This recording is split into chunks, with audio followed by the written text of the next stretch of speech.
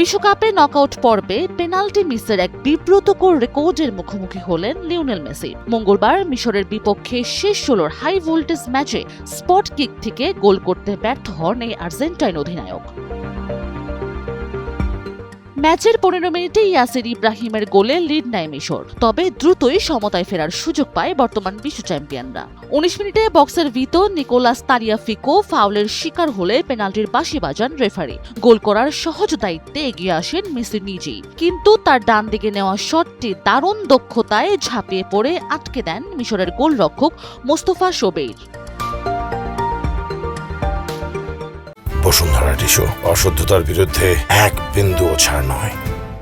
চলতি বিশ্বকাপে এটি মেসির টানা দ্বিতীয় পেনাল্টি মিস।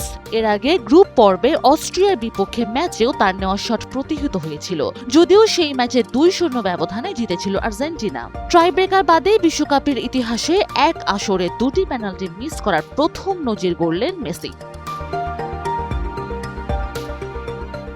এর পাশাপাশি বিশ্ব মঞ্চে ক্যারিয়ারের মোট ৪টি পেনাল্টি মিস করে একটি অনাকাঙ্ক্ষিত বিশ্ব রেকর্ড এখন এককভাবে তার নামের পাশে। এর আগে দুটি করে পেনাল্টি মিসের রেকর্ড নিয়ে ঘানার সাবেক স্ট্রাইকার আসামোয়া জিয়ানের সাথে যৌথভাবে শীর্ষে ছিলেন তিনি। এবার মোস্তফা শোবেইরের কাছে পরাস্ত হয়ে সেই বিব্রতকর রেকর্ডটি নিজের করে নিলেন এই মহাতারকা।